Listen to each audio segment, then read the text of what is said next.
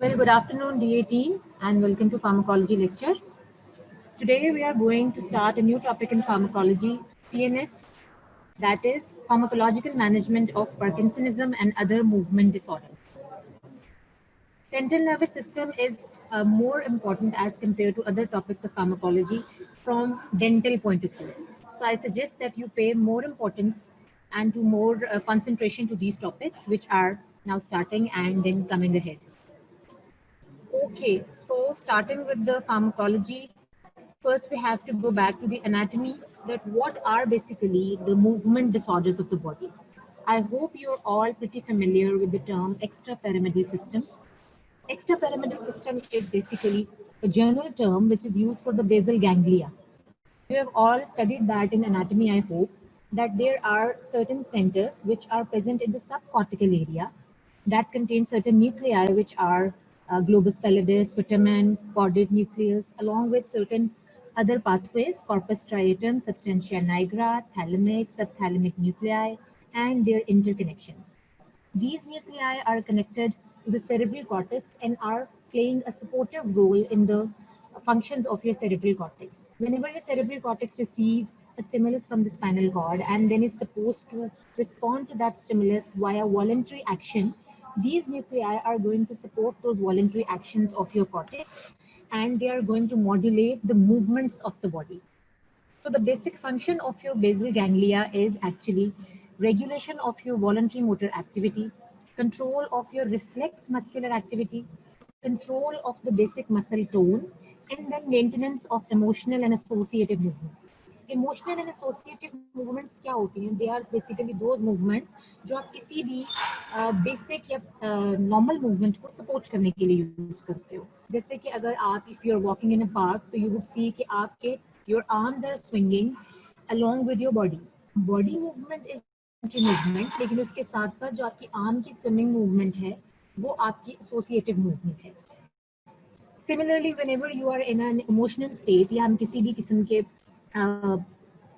Dialogue में होते हैं, when we are talking to each other और when we are expressing our feelings, तो कुछ तो आप बोल रहे होते हो but the rest is your supportive movement of your facial muscles, specifically your frontal muscle. आप देखोगे कि व्हेन यू आर हैप्पी और when you are like angry और एनी अदर एक्सप्रेशन, तो आपके फेशियल मसल्स जो हैं वो अपनी शेप जो है वो चेंज करते हैं और अपने इमोशंस को उसके पैरेलल एक्सप्रेस करते हैं. तो वो जो आपके फेशियल मसल एक्सप्रेशंस हैं वो भी आपकी एसोसिएटिव मूवमेंट्स में या इमोशनल मूवमेंट्स में काउंट होते हैं. Similarly, blinking of your eyes, moving of your hands when the teachers are taking their moving there, do something. Even during my online lecture, at times I can't control those movements. You can't see me, but my hands are moving parallel just to express or associate with my verbal communication.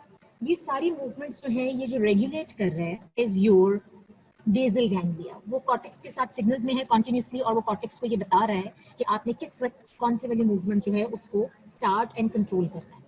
अब ये जो associative movements हैं या जो आपके voluntary movements के साथ parallel muscular activity movements हैं, इनकी भी डिफरेंट फेजेस हैं. First of all, how you initiate a movement, कैसे आप स्टेप 1 लेते हो और कोई भी मूवमेंट स्टार्टअप होती है. Then secondly, there is how you control a movement. You intend to pick up something from the floor. Now you are initiating and moving your hands towards the floor. किस level पे जाके आपकी movement control होगी और तब आप जाकर उस अपने टारगेट साइट को अप्रोच करते हो और कैसे वो मूवमेंट जो है वो एक्सटेंड ना करे अपने टारगेट से बियॉन्ड. इसको कंट्रोल करने के लिए भी हमारे ये कॉर्टिकल न्यूक्लियाई जो हैं वो हमें हेल्प कर रहे होते हैं. So any sort of disturbance of this extrapyramidal function is going to result into movement disorders. Unfortunately, unlike other parts of our body, our CNS is a complex system. अगर आपने ऑटोनॉमिक सिस्टम पढ़ा है, आपने CVS पढ़ा है, तो वहाँ पे आपने देखा होगा कि इसमें एक सिंपल स्ट्रेट अवे पाथवे चल रहा होता है जिसके अकॉर्डिंगली हम मूव कर रहे होते हैं और हम देखते हैं कि ठीक है एक सिस्टम है, ये रिस्पेक्टिव रिसेप्टर्स हैं, ये रिसेप्टर्स स्टिमुलेट होंगे तो ये एक्शंस प्रोड्यूस होंगे, ये रिसेप्टर्स ब्लॉक होंगे तो ये दूसरी लिस्ट ऑफ एक्शंस प्रोड्यूस होंगे. स्पेशली ANS में हमने इसी तरह पढ़ा था. पैरासिम्पैथोमाइमेटिक ड्रग्स अगर यूज हो रही हैं तो बॉडी के डिफरेंट सेंटर्स में आप देखोगे कि यहाँ कॉन्ट्रैक्शन हो रही है, यहाँ रिलैक्सेशन हो रही है. But if you had paid attention, even back then in autonomic nervous system, आपके CNS के जो actions हैं, they are not well defined. We cannot segregate the central nervous system actions exactly into stimulatory and inhibitory functions. अगर हम बाकी की body की बात करें तो हम ग्रुप अप कर लेते हैं कि ये सर्टेन सेट ऑफ ड्रग्स है जो सीवीएस को स्टिमुलेट करेगा, ये सीवीएस को इनहिबिट करेगा. लंग्स में ये सर्टेन सेट ऑफ ड्रग्स है जो आपके लंग्स के डिफरेंट मसल्स को स्टिमुलेट करता है या ब्रीदिंग को रेगुलेट करता है और ये उसको इनहिबिट या स्लो डाउन करता है. लेकिन सीएनएस में हम उसको इस तरह क्लासिफाई नहीं करते because our central nervous system is a very complex system and at the same time two parallel functions are being run down by the same neurotransmitter. यानी एक ही न्यूरोट्रांसमीटर अगर ब्रेन के एक सेंटर में इनहिबिशन प्रोड्यूस कर रहा है तो उसके पैरेलल के दूसरे सेंटर में एक्साइटेशन प्रोड्यूस कर रहा होगा. तो we can not always say कि जी ये वाला न्यूरोट्रांसमीटर अगर हमने ज्यादा कर दिया तो ये मूवमेंट एनहांस होगी और ये वाला न्यूरोट्रांसमीटर अगर हमने कम कर दिया तो ये रिस्पेक्टिव मूवमेंट जो है वो कंट्रोल अप हो जाएगी.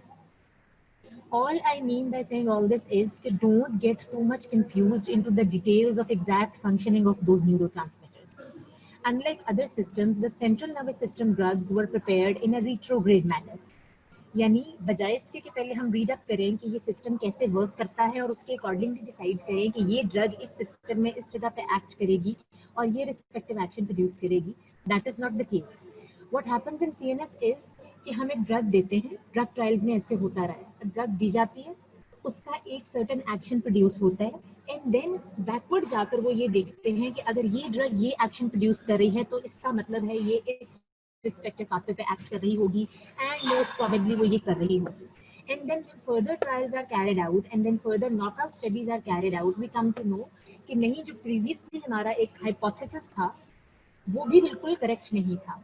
अगर आप लोग कैज़न से पढ़ोगे तो you would see that there would be hypothetical studies mentioned along with your CNS chapters and many of the drugs in central nervous system do not exactly have a mechanism of action.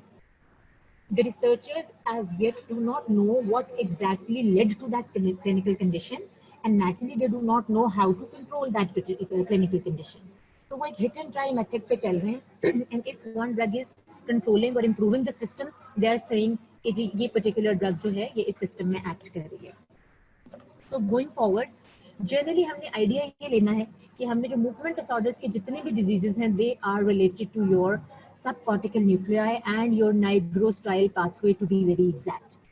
And in the central nervous system, the reason of disturbance can be abnormal amount of your neurotransmitters or it can be any anatomical lesion in that area जो आपके certain pathway की anatomy को disturb करेगी. and naturally जब वो आपका connection जो है उसकी anatomy disturb होगी तो उसकी physiology and उसकी pathology भी उसके accordingly change हो जाएगी. When your subcortical nuclear functioning is disturbed, ultimately it leads to disturbance in the control of voluntary motor activity in certain involuntary movements. अभी हम बात कर रहे थे कि सब कॉर्टिकल न्यूक्लियाई बेसिकली डिसाइड करते हैं कि हम कब मूवमेंट इनिशिएट करेंगे और किस एग्जैक्ट लेवल पे जाके आपकी वो मूवमेंट कंट्रोल होगी. अगर ये नॉर्मल कंट्रोल सेंटर डिस्टर्ब हो जाता है तो इसका मतलब है कि दो तरह के इश्यूज आ सकते हैं. इधर आपकी मूवमेंट्स एग्जैजरेट हो जाएंगी, इनवॉलेंट्री हो जाएंगी, आप जो इंटेंड नहीं करते फिर भी आपका बॉडी पार्ट मूव करेगा, या फिर दूसरी तरफ क्या होगा कि एटोनिया हो जाएगा. एटोनिया मीन कि आपकी मसल टोन डिस्टर्ब हो जाएगी, मसल्स में टोन डिक्रीज हो जाएगी, बॉडी में रिजिडिटी आ जाएगी. If you suffer from a muscular rigidity, then again you won't be able to produce normal voluntary movement accordingly. So we can have rhythmic or regular movement disorders. We can have dysrhythmic and irregular movement disorders.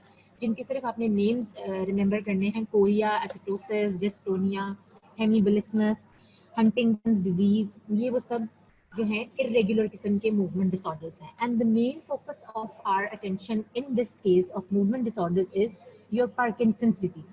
बाकी diseases को हम सिर्फ touch करते हैं इसके parallel, but हमारा main focus हमेशा रहता है that how do we understand Parkinson's disease.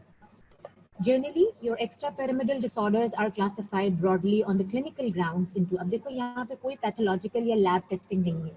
आप किसी और सिस्टम को जब पढ़ते हो या उसकी पैथोलॉजी पढ़ते हो तो we have a lab testing. But for CNS diseases, there is no such lab testing available. All the diagnoses are made on the clinical picture.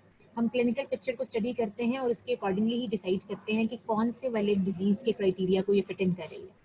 Extrapyramidal disorders are broadly classified on the clinical grounds into two basic types: the akinetic rigid syndromes, in which there is decrease in the movements, and then dyskinetic syndromes, in which there is a variety of excessive involuntary movements. A means absence, dis means dysregular, irregular. So basically ये दो types हैं, और इसको हम further इस तरह से elaborate करते हैं. क्लासिफिकेशन आपने याद नहीं करनी, ये सिर्फ आपकी इन्फॉर्मेशन के लिए. जब आपके माइंड में बैकग्राउंड पिक्चर नहीं होती तो it's difficult to memorise the drugs, and if you know the background picture of the disease you'd be able to identify the symptoms, you'd be able to identify the scenario, you'd be able to identify accordingly. ठीक है, okay.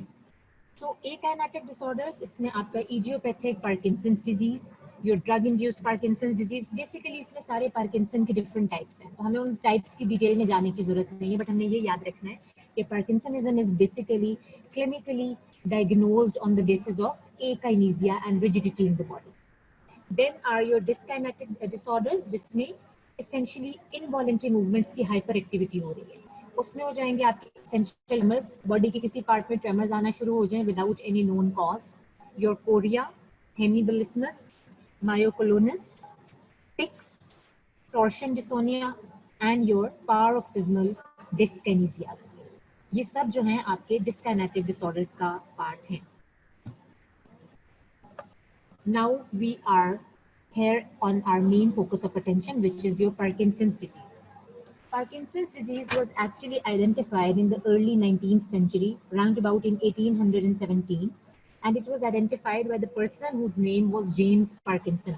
That is why it is named after that person, and it's called Parkinson's disease. So Parkinson's disease is basically a degenerative disease of the basal ganglia, which causes tremors at rest, muscular rigidity, hypokinesia, and then it is ultimately associated with dementia. Dementia mean आपका mental function, mental retardation कह सकते हो, memory loss कह सकते हो, वो सारा जो आपका मेंटल फंक्शन स्लो होता है, ये आपका कॉग्निटिव फंक्शन जब होता है, तो it is called as dementia.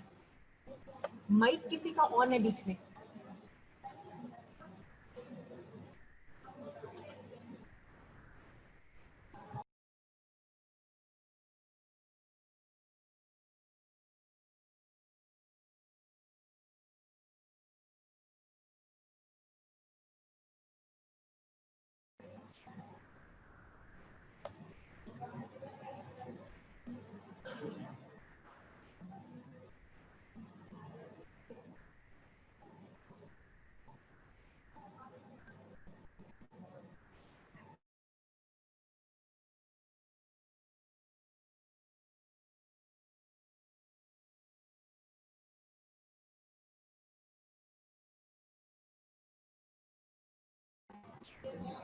अभी आ रही थी ना थोड़ी देर पहले, तो मेरा ख्याल था कि बीच में कोई ना कोई अनम्यूट हुआ हुआ था. ठीक है, अगर वो देख लेना. ठीक है, it's alright, thank you. Okay, ji. Parkinson's disease is often idiopathic, but it may follow stroke, any sort of viral infection, or it can be drug-induced as well. Idiopathic का I hope आपको मतलब आता है. Idiopathic is due to unknown cause. When you don't know the exact cause of your disease, that is called an idiopathic disease, right? And basically, the clinical picture or the pathology of your Parkinson's disease is due to problem in this basic circuit of your brain. मैंने अभी आपको start में भी बताया है कि spinal cord और cortex के दरमियान एक नॉर्मल कम्युनिकेशन चल रही होती है. स्पाइनल कॉर्ड से एफरेंट सिग्नल्स कॉर्टेक्स में जाते हैं, and then the cortex is suppose to respond to that efferent signal accordingly. लेकिन कॉर्टेक्स क्या करती है, ये basically basal ganglia are the, you can say, discussing party of cortex. Cortex उससे सपोर्ट लेती है डिसीजन मेकिंग में, और जो बेसल गैंग्लिया उसके एग्जैक्ट एक्शन को सपोर्ट करते हैं. यहाँ से बाय सिग्नल्स चल रहे हैं to and fro from the basal ganglia, वो कॉर्टिकल मूवमेंट को रेगुलेट करती है, कंट्रोल करती है, एंड देन उसके बाद फिर कॉर्टेक्स से इफरेंट सिग्नल स्पाइनल कॉर्ड को जाता है, और आपकी कोई भी मस्कुलर मूवमेंट जो है वो इनिशिएट या कंट्रोल या स्टॉप होती है. And this is the exact circuiting where we are going to target that what causes exactly your Parkinson's disease. हम बाकी सारे न्यूक्लियाई के डिटेल में नहीं जाते because that's too much for you at this time. हमने सिर्फ इतना याद रखना है कि कॉर्टेक्स का जो लिंक है वो कॉर्पस स्ट्राइटम से है, and then the corpus striatum is ultimately linked to the substantia nigra. Corpus striatum का जो इफेक्ट पाथवे है या जो उसका सिग्नलिंग एग्जिट है वो हमेशा गाबा के थ्रू हो रहा होता है. यानी GABA is going to emit from your corpus striatum movements. अब उस गाबा का जो फंक्शनिंग है, you all know that GABA is your universal inhibitory neurotransmitter. बाकी न्यूरोट्रांसमीटर्स का हम डिफाइन नहीं करते, बट गाबा के बारे में हमें कंफर्म पता है that wherever there is GABA there is inhibition of function, no matter what the function is. लेकिन GABA is always going to produce inhibition. तो उसका जो इफेक्ट है वो गाबा है, and that GABA is further monitored via two basic neurotransmitters, which is your dopamine and your acetylcholine. Acetylcholine is supposed to promote GABA, and your dopamine is going to inhibit your GABA. ये आपकी Kelsen की छोटी C diagram है. Corpus स्ट्राइएटम से GABA exit हो रहा है, and the GABA secretion is controlled by these two neurotransmitters. Dopamine is going to inhibit GABA inhibition, and acetylcholine is going to promote GABA mediated inhibition. So two negatives make a positive. ये हम हमेशा maths में पढ़ के आए हैं, maths यहाँ पे भी आ गया है. गाबा ने इनहिबिशन करनी है मूवमेंट की, और डोपामीन ने इनहिबिशन करनी है गाबा की. तो जब पार्किंसंस डिजीज में आपकी ये डोपामीन वाला पाथवे, ये नाइग्रोस्ट्राइल पाथवे डीजेनरेट हो जाएगा, या आपका ये डोपामीन जो है इसकी डेफिशिएंसी हो जाएगी, तो बेसिकली इनहिबिशन ऑफ इनहिबिशन नहीं होगी. And if there is no inhibition of your inhibitory movement of GABA, net result is going to be excitation. Net result में क्या होगा कि excitation of movement होगी, यानी आपकी movement जो है वो produce होना शुरू हो जाएगी. ठीक है, ऐसा ही है. And similarly acetylcholine क्या कर रहा है?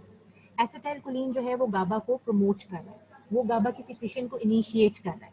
तो ये सारे प्रोसेस जो है वो आपने देखना है कि डोपामीन ने गाबा को इनहिबिट किया, नेट रिजल्ट इज जी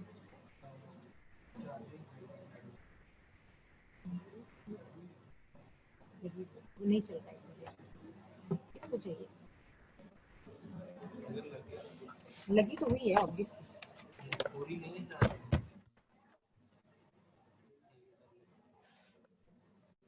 ठीक है जी. सो नॉर्मल सिनेरियो में क्या हो रहा है कि डोपामीन जो है वो गाबा इनहिबिशन को ब्लॉक कर रहा है, इनहिबिटरी पाथवे इनहिबिशन को ब्लॉक कर रहा है. नेट रिजल्ट में आपकी मूवमेंट की एक्साइटेशन हो रही है या मूवमेंट की प्रोडक्शन हो रही है.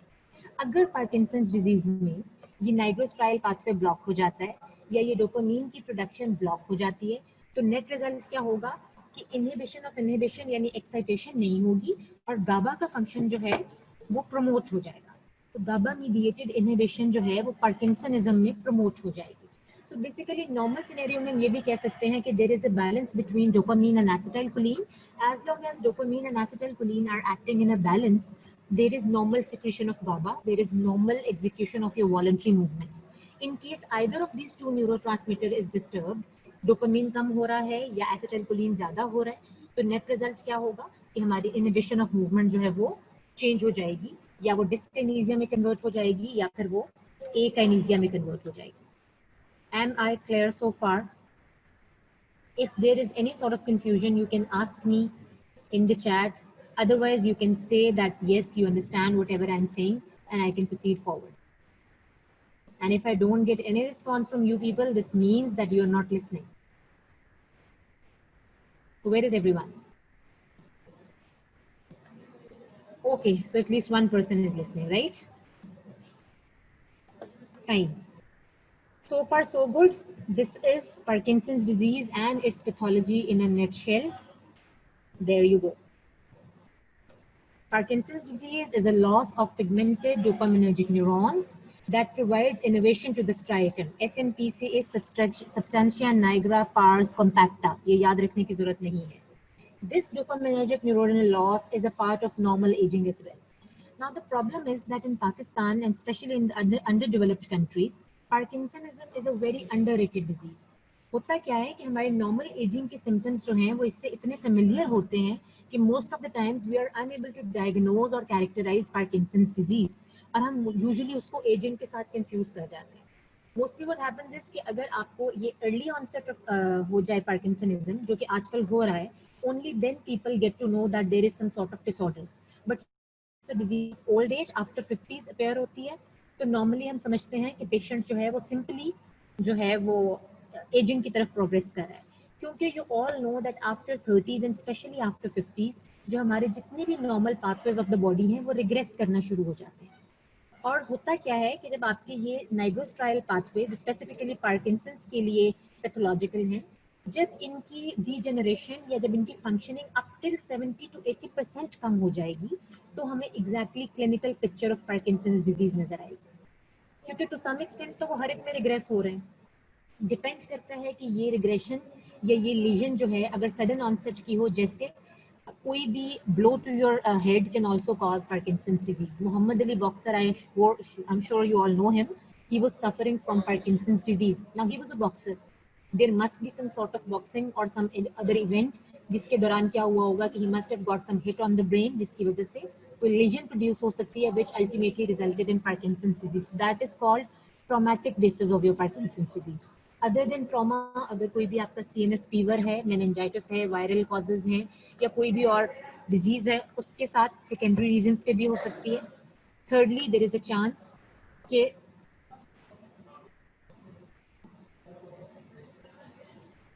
कोई ड्रग आप ले रहे हो किसी और डिजीज के लिए, उस ड्रग की वजह से आपके डोपामीन के लेवल्स ब्रेन में जो हैं वो डिस्टर्ब हो जाएं, तो उसको हम कहते हैं कि ड्रग इंड्यूस्ड पार्किंसनिज्म है।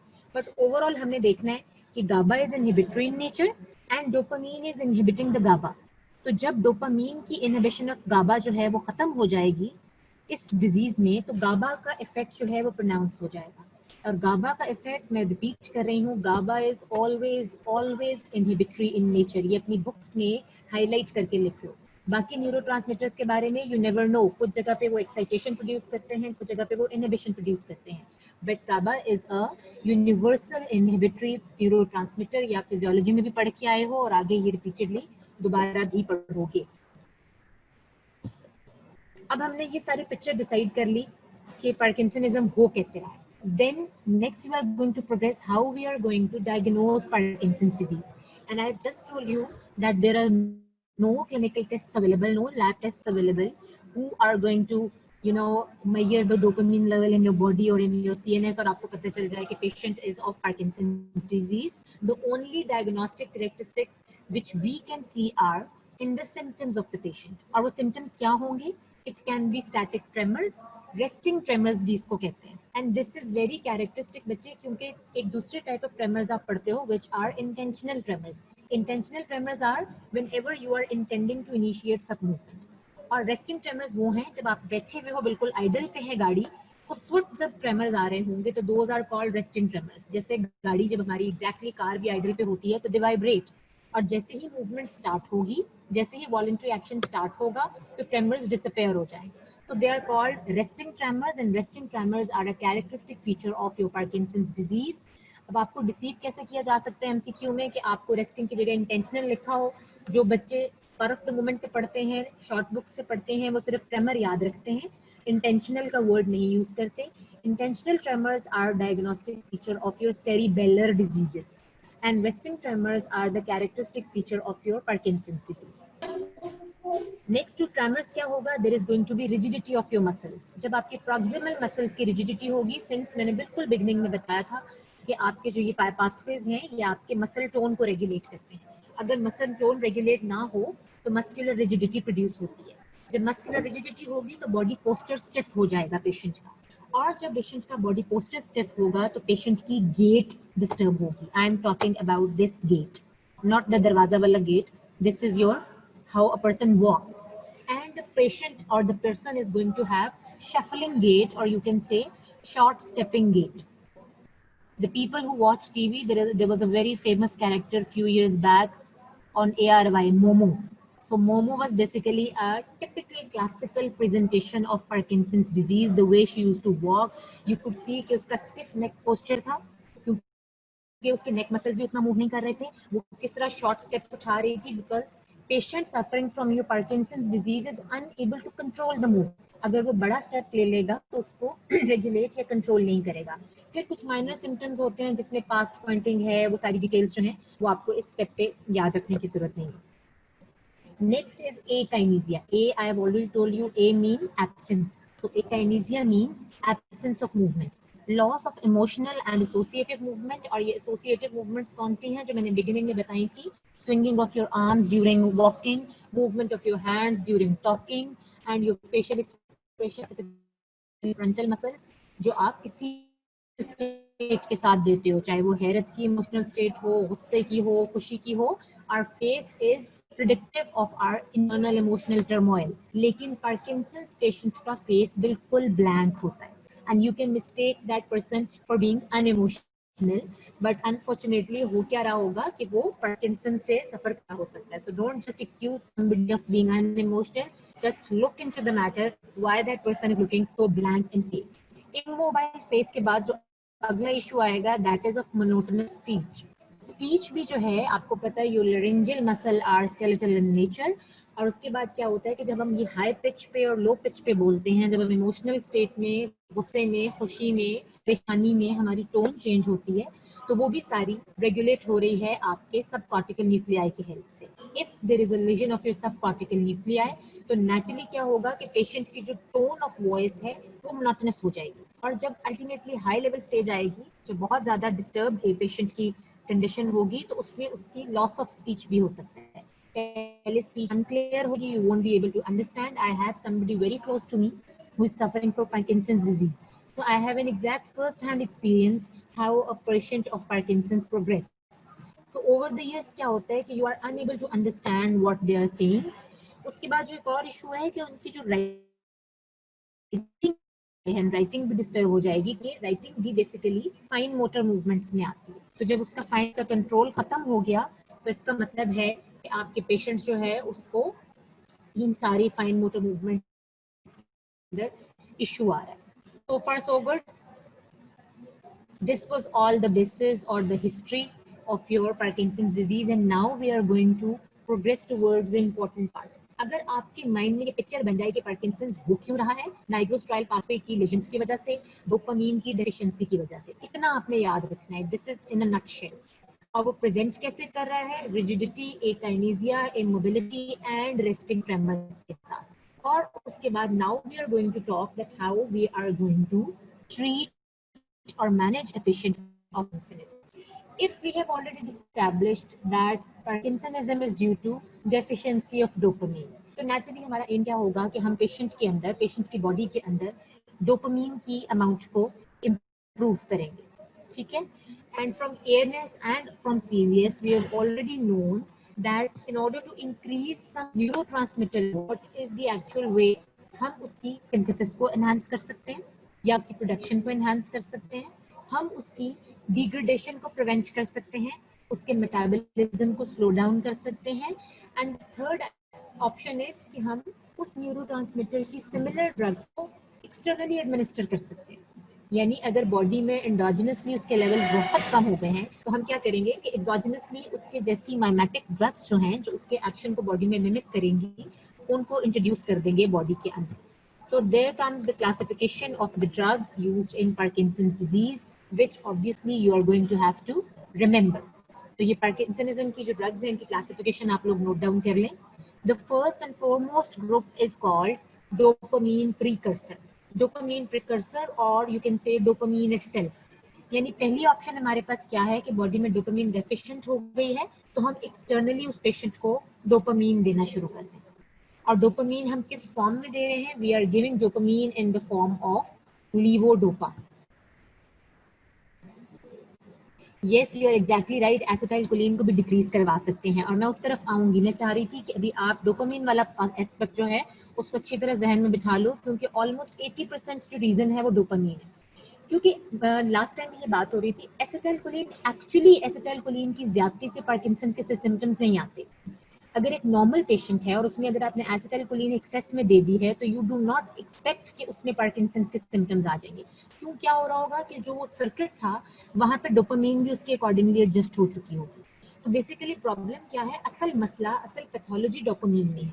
हाँ, डोपामिन पैथोलॉजी की वजह से क्या होता है कि क्योंकि ये दोनों वहाँ बैलेंस में काम कर रहे थे, तो एसिटाइलकोलिन नेचुरली ज्यादा हो जाती है। तो हमारे पास एक मेथड है कि अगर हम ultimately by some bad luck dopamine को इंक्रीज नहीं कर पा रहे, तो हमारे पास दूसरा ऑप्शन या हमारा लास्ट रिजॉर्ट ये होता है कि हम एसिटाइलकोलिन जो है उसको डिक्रीज करना शुरू करें।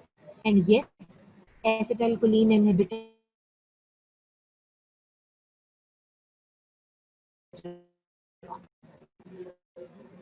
सो डोपामीन प्रिकर्सर यानी हमने डोपामीन दे दी। अब ये भी एक क्वेश्चन है, आपका क्वेश्चन है, मैं इसके भी नेक्स्ट आऊंगी कि हमने डोपामीन को एग्जैक्टली डोपामीन की फॉर्म में क्यों नहीं दिया, डोपामीन प्रिकर्सर यानी लीवोडोपा की फॉर्म में दिया है, याद रखो। नेक्स्ट ग्रुप हमारे पास आता है dopamine agonist. Dopamine agonist are basically dopamine like drugs जो उन्हीं डोपामीन नेचुरल रिसेप्टर्स पे जाके एक्ट करेंगी और उनको स्टिमुलेट या जो डोपामीन की नॉर्मल फंक्शंस हैं आपके ब्रेन में वही कैरी आउट करेंगे। डोपामीन एगोनिस्ट की एग्जांपल्स आपने जरूर याद करनी है, ये दो सब क्लासिफिकेशन में आती हैं। Pergolide and bromocriptine are your ergot derivatives, and then is your pramipexole and your rupinerol, which is your non-ergot derivative. ठीक है, लेकिन अब इन दोनों ग्रुप्स का बेसिक पर्पस क्या हो रहा है कि ये डोपामीन की प्रोडक्शन को या डोपामीन की अमाउंट को बेसिकली इंक्रीज कर रही है body.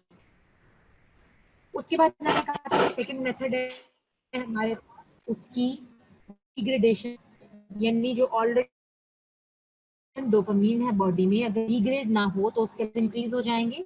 Purpose got the group of drug which is called mono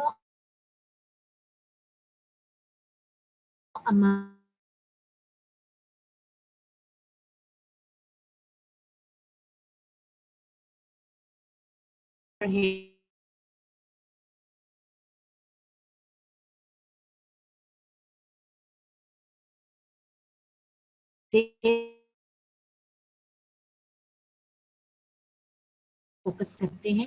इसकी भी मैं आपको रीजन बताऊंगी। अभी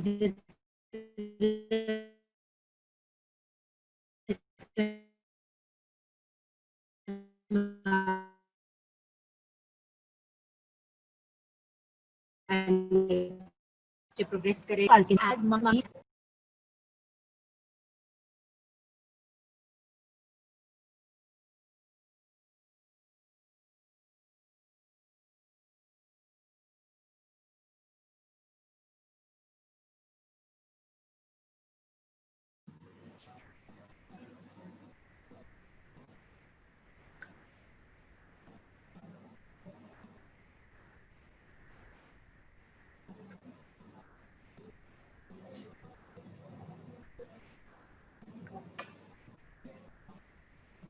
I know we lost the internet connection, so I'm repeat from the myoinhibitors portion. I was talking that the initial two groups of your drugs used in Parkinsonism contained the drugs which are going to act like dopamine or are exactly dopamine, like your levodopa and your dopamine agonist. The second option was, जो मैंने आपको पहले बताया है कि किसी भी neurotransmitter को बॉडी में इंक्रीज करने के लिए either you can increase the synthesis or production or the levels, or the second option is you can inhibit or prevent the degradation of that neurotransmitter. So monoamine oxidase is basically responsible for the metabolism and degradation of your dopamine. तो जब हम monoamine oxidase enzyme को inhibit कर देंगे with the help of MAO inhibitors, so we are going to ultimately result in increased amount of dopamine in the body.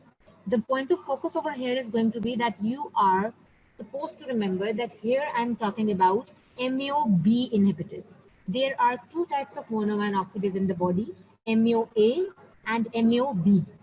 और ये यहाँ पे स्पेसिफाई करने की रीजन ये है बच्चे कि MAO-B inhibitors are indicated in the treatment of Parkinsonism, whereas MAO-A inhibitors are going to be contraindicated in the Parkinson's patient.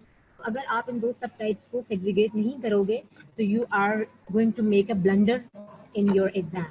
MCQ में this is how MCQs are made difficult.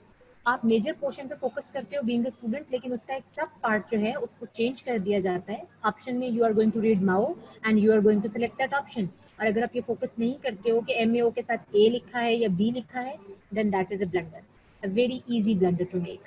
The drugs MAO inhibitors are selegiline and razagiline.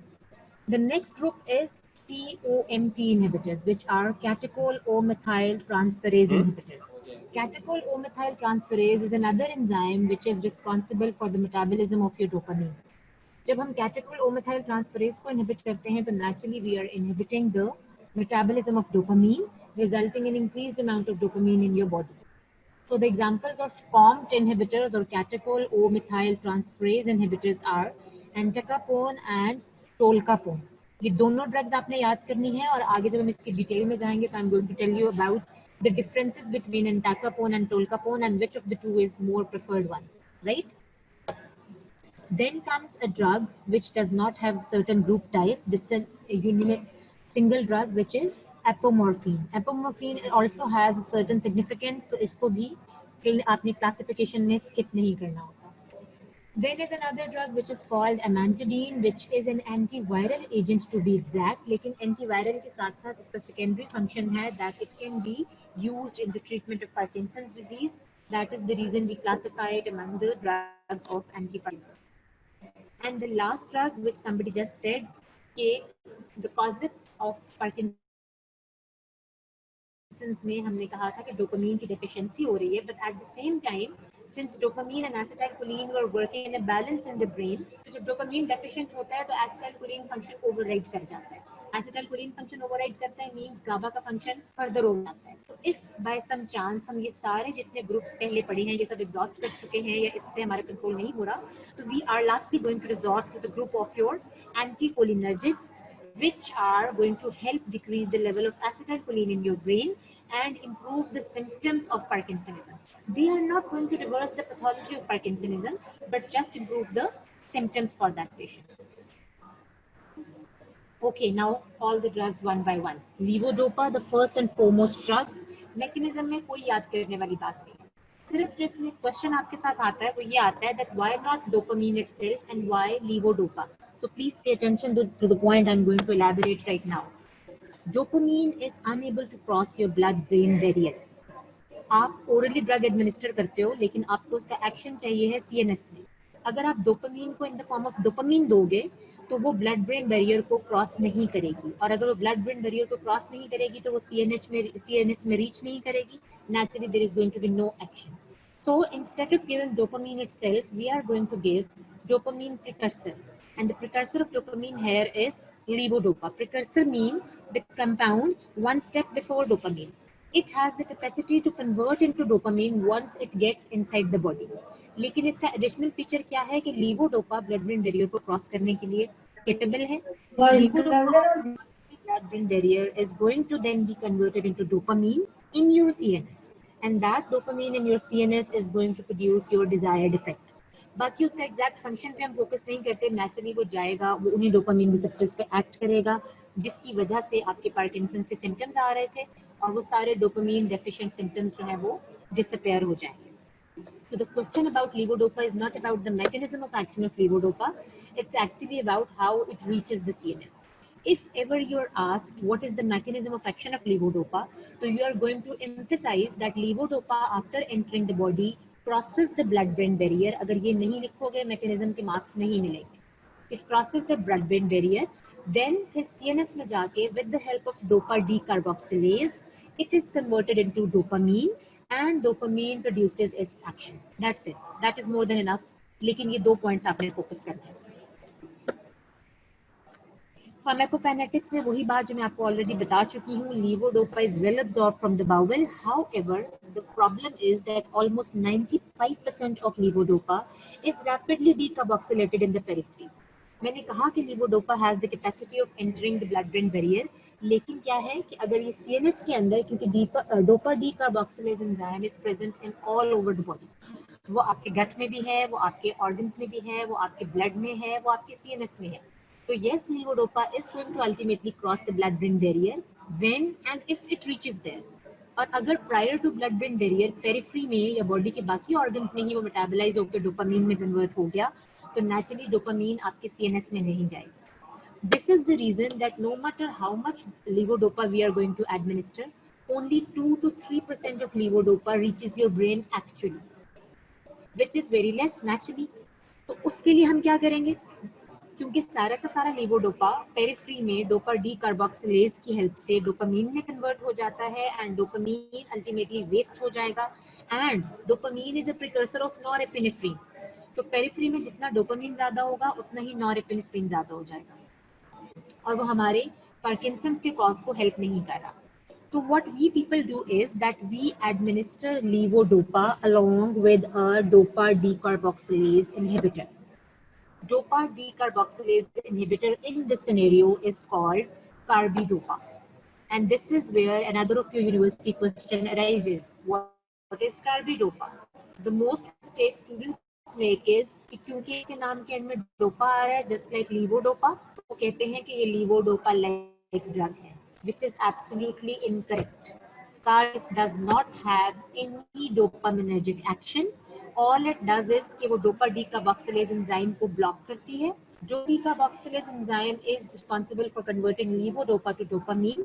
जब levodopa dopamine में periphery में convert नहीं होगी तो more amount of levodopa is going to reach your brain और brain में जाके फिर वहां पर वो जो डोपा डीकार्बोक्सिलेज प्रेजेंट है वो उसको डोपामीन में कन्वर्ट करेगा. ये थोड़ा सा ट्रिकी पार्ट है इसलिए मैं इसको बार बार रिपीट कर रही हूँ. And I suggest that you people make short notes in your books regarding this because this is a very important university question at why levodopa is used with carbidopa or why carbidopa is used with levodopa. और अगर हम इसको simple word पूछेंगे तो how levodopa acts in the body. Naturally आपको फिर ये पूरा डोपा डीकार्बोक्सिलेज वाला गेम एक्सप्लेन करना पड़ेगा. Now if you can see this diagram on your screens you would see what I just told you कि लीवोडोपा नॉर्मली अगर body में जाता है तो वो 70% तो गट में मेटाबोलाइज हो जाएगा, बाकी का ब्लड के थ्रू पेरिफेरल टिश्यूज में मेटाबोलाइज हो जाएगा और सिर्फ 1 से 3% ब्रेन में पहुंचेगा और काम सारा हमारा ब्रेन में है, तो हमें तो कोई फायदा नहीं हुआ लीवोडोपा देने का. ये मेटाबॉलिज्म और ये मेटाबॉलिज्म जो यहाँ पर हो रहा है ये सारा मेटाबॉलिज्म करवा रहा है आपका डोपा डीकार्बोक्सिलेज एंजाइम. तो हम क्या करेंगे, being the most superior beings of Allah's creation, we are going to give a dopa decarboxylase inhibitor along with levodopa. वो जो कार्बिडोपा है ये देखो, this is a combination of levodopa with carbidopa. अब ये कार्बिडोपा क्या करता है कि ये मेटाबॉलिज्म ऑफ गट और ये metabolism in the peripheral tissue इसको ब्लॉक कर देगा. इस कार्बिडोपा की हेल्प से ऑलमोस्ट 10% ऑफ लीवोडोपा जो है वो ब्रेन में पहुंच जाएगी, which is relatively sufficient for our cause. If you are paying attention तो अगला क्वेश्चन यहाँ पर ये होना चाहिए कि ब्रेन के अंदर जाकर अगर वो वाला डोपा डीकार्बोक्सिलेज इनहिबिट हो गया तो नेचुरली ब्रेन में भी डोपामिन नहीं बनेगी और then again we will be left with no action. तो इसके लिए ह्यूमंस ने एक और इशू रिजॉल्विंग प्रॉब्लम की है कि उन्होंने जो कार्बिडोपा बनाया है, that carbidopa is not capable of crossing blood brain barrier.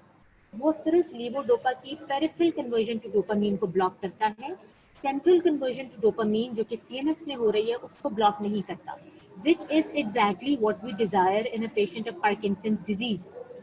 And our problem of less amount of levodopa reaching the brain is solved when we use it in combination with carbidopa, and carbidopa is a dopa decarboxylase inhibitor which inhibits the perennial conversion of levodopa to dopamine. I hope I made myself clear. If you have a query regarding this, you can ask me in the comment section.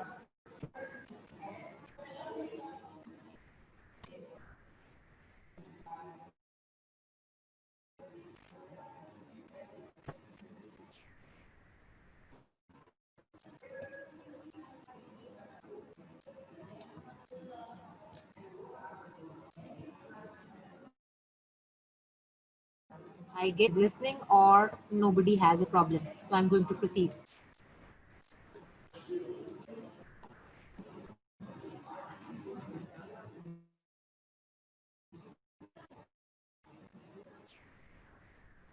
Unfortunately, I'm very disappointed with your class because you are least responsive and we never know how much you are understanding whatever I'm saying so far.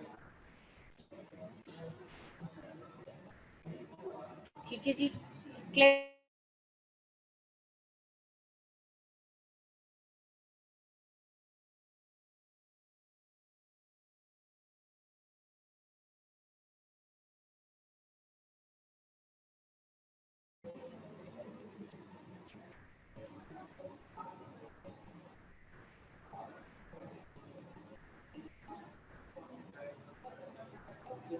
ठीक है, बहुत जरूरी चाहिए. Okay. So now next question is what are the clinical uses of dopamine? Naturally clinical uses Parkinson's disease में ही हम levodopa को use करते हैं और ये combination therapy है, so there is no query about clinical uses. Next important question after the mechanism of action is going to be about how we are going to have certain adverse effects of your dopamine in the body. So the adverse effects of dopamine or levodopa are exactly on your gastrointestinal tract. Naturally, आपने orally drug ली है, आपके GIT में जा रही है, and we have already talked about the fact that most of the drug gets metabolized in your gastrointestinal tract. इस metabolism की वजह से problem क्या हो रही है कि वहाँ पे gastrointestinal adverse effects बहुत ज़्यादा हो जाएंगे. The gastrointestinal adverse effects include your anorexia, nausea, vomiting, and then your cardiovascular disease. I just said that dopamine is a precursor of norepinephrine. आपने ANS में एड्रेनर्जिक सिस्टम की सिंथेसिस जो chapter number 6 of chasm में पढ़ा था, तो वहाँ पे उस डायग्राम में यू जस्ट सॉ नॉरएपिनेफ्रिन का जो बिल्कुल प्रीवियस स्टेप था, टायरोसिन से डोपा, डोपा से dopamine, and then dopamine was ultimately converted into norepinephrine. तो बेसिकली होगा क्या, अगर पेरिफेरी के अंदर डोपामीन के लेवल ज्यादा होंगे तो नेचुरली वो नेचुरल प्रोग्रेशन से नॉरएपिनेफ्रिन में कन्वर्ट हो जाएगी. We are going to have a lot of cardiovascular adverse effects, which may be in the form of arrhythmias or any other cardiovascular disorder. Third and most important one is your behavioral adverse effects. Because in the beginning we talked about that these neurotransmitters in the CNS are not only responsible for a single purpose. Dopamine जहाँ पे एक तरफ positive actions produce कर रहा है, उसके parallel brain में ही किसी और center में जाके वो negative symptoms produce कर रहा होता है. तो इसलिए if we are increasing the amount of dopamine, yes,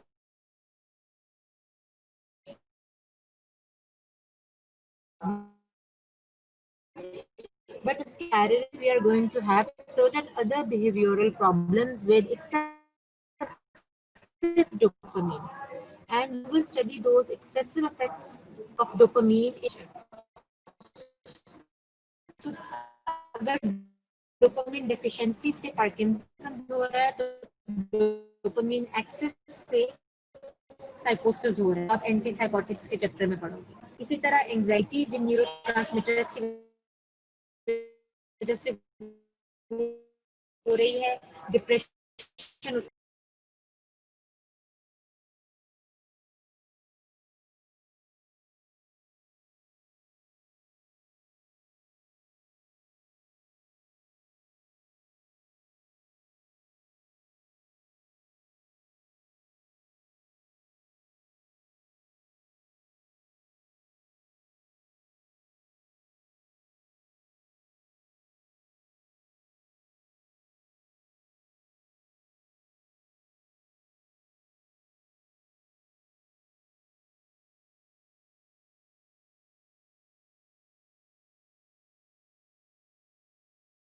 मुझे मीटिंग में डालो.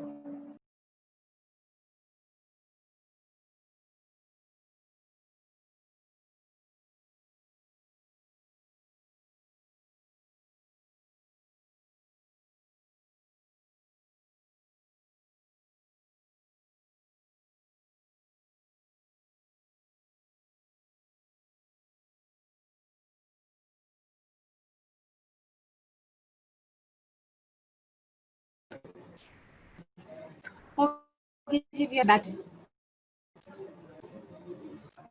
जी जी आ गया वापस. जी नहीं, the class is not finished, Ramza. I'm still there because we've got 10 minutes left. Okay. So we are talking about adverse effects of levodopa, and I just told you about the gastrointestinal adverse effects, the cardiovascular adverse effects, the behavioral adverse effects, and next is after I was just saying that Parkinson's disease is a lifelong disease. Once the patient starts suffering from Parkinson's, there is no way to cure the disease. ये जितने भी group of drugs मैंने आपको पढ़ाया, patient, we cannot change the course of nature of disease. उसकी progression को थोड़ा slow कर सकते हैं, but we can not cure the patient. And after a patient is suffering from Parkinson's, it just becomes like car without a petrol. यानी patient body is a car and your dopamine or the drugs you are giving are going to work as petrol or fuel. आप fuel डालोगे गाड़ी चलेगी, fuel नहीं डालोगे गाड़ी नहीं चलेगी.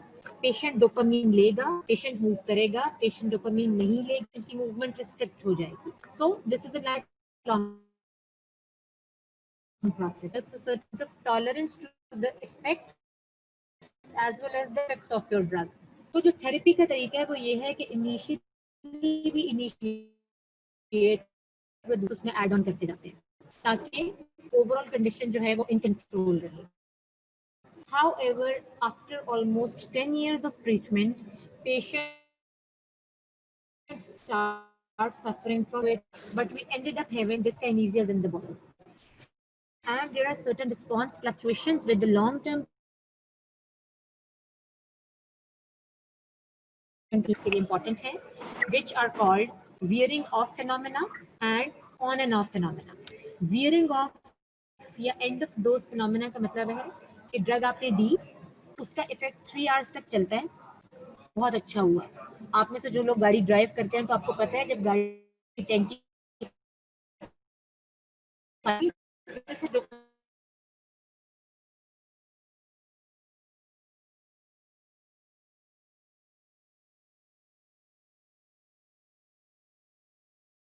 में वेयर ऑफ होना शुरू होगा, स्लो डाउन होना शुरू होगा, तो क्या होगा कि उसका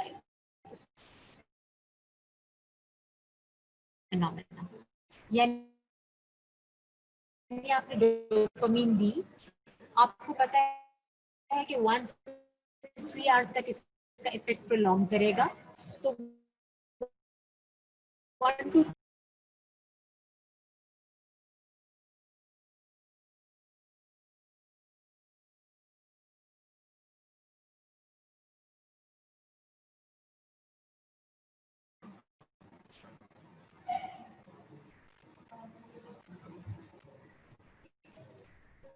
तो क्या होगा कि जब आप ड्यूरेशन ऑफ 3 आवर्स जो भी आपकी डोपामिन की सिंगल डोज की ड्यूरेशन है, उसकी ड्यूरेशन के दौरान भी there are going to on periods जहाँ पे मूवमेंट अच्छी हो रही है and there are going to be certain off periods जहाँ पे मूवमेंट जो है वो रिस्ट्रिक्ट हो रही है, जिसको हम कहते हैं ऑन एंड ऑफ फिनोमेना. इसकी एग्जैक्ट कॉज तो नोन नहीं है, but they say that there is pulsatile secretion of dopamine in your CNS, और जब पल्सेटाइल मैनर में सिक्रीट होती है dopamine, but I can't help it because we have a problem with the internet in your college. So unfortunately, we are disconnecting repeatedly. I'm sorry. Okay.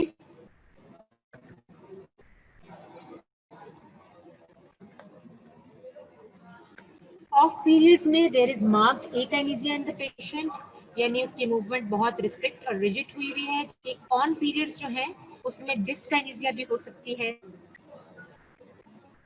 जी उसामा, जो आपने भी question किया बच्चे का, ये मैं इसका आंसर दे चुकी हूँ, but I am repeating it for your purpose. Yes, carbidopa कर सकती है CNS में. This is the reason that the carbidopa is not capable of crossing blood-brain barrier. वो ब्लड ब्रेन बैरियर क्रॉस नहीं कर रही. जब वो ब्लड ब्रेन बैरियर क्रॉस नहीं करेगी तो फिर वो सीएनएस में जाके तो वो इफेक्ट प्रोड्यूस नहीं कर सकती. तो इसलिए हमारा पर्पस एग्जैक्टली सर्व हो जाता है, क्योंकि हम चाहते हैं कि लीवोडोपा पेरिफेरी में डोपामीन में कन्वर्ट ना हो, बल्कि सिर्फ सीएनएस में हो. तो पेरिफेरल कन्वर्जन को हम कार्बिडोपा से ब्लॉक कर देते हैं, और सीएनएस में क्योंकि कार्बिडोपा नहीं गया, वहां पर लीवोडोपा अकेली गई है, तो वहां पे जो डोपा डीकार्बोक्सिलेज प्रेजेंट है वो बड़े इजीली लीवोडोपा को डोपामीन में कन्वर्ट कर देगा. ठीक हो गया? Any other questions? मैं फिर आगे कल प्रोसीड करूंगी, आपके क्वेश्चंस के आंसर दे सकती हूँ अभी.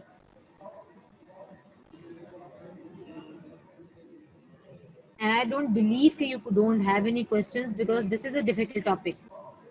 You having no questions means you are not focusing and not paying attention.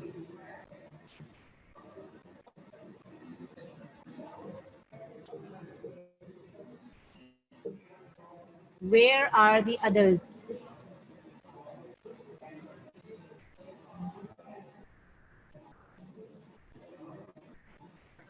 Okay, off period नहीं समझ आया. On and off phenomena की exact pathology, they don't know the exact pathology, but what happens is कि dopamine का मैंने आपसे कहा है कि duration of action 1 to 3 hours है. This is the reason that we give dopamine almost 3 to 5 times a day.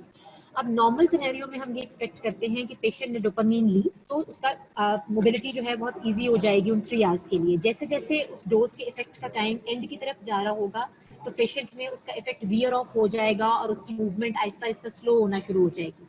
उसको हम कहते हैं wearing of phenomena, end of dose phenomena. उसकी तो लॉजिकल रीजन आपको समझ आ गई. लेकिन over the long period of times होता है बच्चे के जो सीएनएस में नाइग्रोस्ट्राइल पाथवेज हैं वो डिस्टर्ब होना शुरू हो जाते हैं. जब आपके स्टाइल पाथवेज जो है वो आहिस्ता आहिस्ता डिस्टर्ब हो रहे हैं, डीजेनरेट हो रहे हैं, तो डोपामीन जो ब्रेन में है वो पल्सेटाइल मैनर्स में सिक्रीट होगी। जब वो पल्सेस में सिक्रीट होती है तो आप एक्सपेक्ट कर रहे थे कि हमने जब डोपामीन दी है तो 3 आवर्स तक मोबिलिटी बहुत अच्छी रहेगी, लेकिन ऐसा नहीं होता। वो सीएनएस में छोटे छोटे पल्सेस में सिक्रीट होती है। जब डोपामीन का पल्स आएगा मूवमेंट अच्छी हो जाएगी, पल्स नहीं आएगा मूवमेंट खराब हो जाएगी। तो वो जो गुड मूवमेंट वाला पोर्शन है उसको हम ऑन पीरियड कहते हैं, यानी विद नॉर्मल मूवमेंट, और जो बैड पीरियड है जिसमें डोपामीन की पल्स काम नहीं कर रही उसको हम कहते हैं या अकाइनेटिक पीरियड। और this fluctuation of response is called on off phenomena.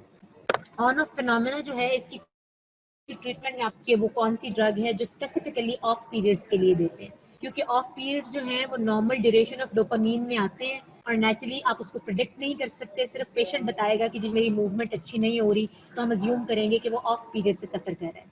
And mind you that these on and off phenomena and wearing of phenomena occur after long term treatment of levodopa, immediately start नहीं हो जाता। ठीक है, then comes the contraindications. और मैंने शुरू में कहा था जब मैं क्लासिफिकेशन बता रही थी कि जैसे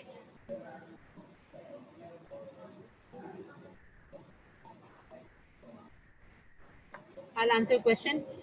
कार्बिडोपा के बगैर ड्रग डीकार्बोक्सिलेट हो गई नहीं बेटा, कम नहीं होते हैं, तब भी वो जब डीकार्बोक्सिलेट हो जाती है तो नेचुरली वो मेटाबॉलिक प्रोडक्ट्स में चली जाती है, और वो मेटाबॉलिक प्रोडक्ट्स जो हैं उनकी अपने अलग से टॉक्सिक इफेक्ट्स होते हैं। तो हम ये इतना ज़्यादा प्रिडिक्टेबल नहीं है कि कार्बिडोपा की एब्सेंस और प्रेजेंस में क्या होगा। हाँ, ये होता है कि जब वो डिकम्पोज हो जाती है तो फिर वो नॉरएपिनेफ्रीन में कन्वर्ट नहीं होती, तो फिर हम कहते हैं कि सीवियस एडवर्स इफेक्ट्स जो हैं वो रिलेटिवली कम हो जाते हैं। बेटा आई सजेस्ट कि हम इस डिटेल में ना जाएं, हम सिंपली ये बात करें कि हमें डोपामीन किस फॉर्म में ब्रेन में चाहिए और उसको उस फॉर्म में ब्रेन में पहुंचाने का क्या सोल्यूशन है, क्योंकि पेरिफेरी में अगर वो मेटाबोलाइज होगी तो मेटाबोलाइज होकर भी वो एडवर्स इफेक्ट प्रोड्यूस करेगी, और वो कौन से एडवर्स इफेक्ट्स होंगे, वो जीआईटी एडवर्स इफेक्ट्स ज्यादा डोमिनेट कर रहे होंगे, nausea, vomiting, diarrhoea and all those adverse effects. ठीक है, उनकी जो कॉन्ट्राइंडिकेशंस है उसको भी आपने एज सच याद रखना होता है। मैंने आपको बताया कि पेशेंट्स जो हैं, जब आप कहते हो कि डोपामीन की डेफिशिएंसी से पेशेंट में पार्किंसंस डिजीज हो रहा है, तो डोपामीन की एक्सेस से साइकोसिस हो जाती है। ठीक है, तो इसका मतलब है कि अगर पेशेंट ऑलरेडी साइकोटिक है या साइकोसिस का पेशेंट है तो उसको हम ये नहीं देंगे, तो ये कॉन्ट्राइंडिकेशन हो जाएगी। एक्चुअल प्रैक्टिस में हम यूज कर रहे होते हैं ये ड्रग्स, लेकिन थ्योरेटिकल पर्पसेस में हम कहते हैं कि patient who is suffering from साइकोसिस और is on antipsychotic treatment should not be given levodopa. Glaucoma के सिम्टम्स को वर्सन करता है लीवोडोपा, तो इसलिए हम ग्लोकोमा के पेशेंट्स में नहीं देंगे। Patients with peptic ulcer disease और मेलानोमा, क्योंकि लीवोडोपा मेलानिन प्रोडक्शन को इन्हांस करेगा, तो अगर पेशेंट में मेलानोमा है तो उसकी प्रोबेबिलिटी बढ़ जाएगी, तो उसके अंदर कॉन्ट्राइंडिकेटेड है। ये 3-4 कॉन्ट्राइंडिकेशंस आपने याद रखनी है। उसके बाद जो अगली इंपॉर्टेंट चीज है, क्योंकि कार्बिडोपा में आपको ऑलरेडी पढ़ा चुकी हूँ तो मैं इस पे यहाँ पर बात नहीं करूंगी। अगली जो चीज हमने फोकस करनी होती है वो होते हैं इसके drug interaction. Drug interaction of levodopa क्या है कि एमओ ए इनहिबिटर्स जो हैं वो बेसिकली माओ ए, सेरोटोनिन, नॉरएपिनेफ्रीन और डोपामीन, इन तीनों के मेटाबॉलिज्म में इन्वॉल्व है। ठीक है, और जो माओ बी इनहिबिटर है वो स्पेसिफिकली डोपामीन के मेटाबॉलिज्म के लिए स्पेसिफिक है। तो हम माओ ए इनहिबिटर अगर दे रहे होंगे तो वो पैरेलली क्या कर रही होगी, वो नॉरएपिनेफ्रीन जो है उसके अमाउंट्स को ऑलरेडी इंक्रीज कर रही होगी। आप इधर से लीवोडोपा दे रहे हो, वो डायरेक्टली डोपामीन बढ़ा रही है और डोपामीन नॉरएपिनेफ्रीन बढ़ा रही है, और उसके पैरेलल पेशेंट माओ ए इनहिबिटर ले रहा है, वो भी अल्टीमेटली नॉरएपिनेफ्रीन की डीकंपोजिशन को डिक्रीज कर रही है, उसकी वजह से भी नॉरएपिनेफ्रीन बढ़ रही है। तो दोनों जब इकट्ठे दे देंगे तो पेशेंट जो है वो एड्रेनर्जिक क्राइसिस में जा सकता है, सेरोटोनिन सिंड्रोम हो सकता है।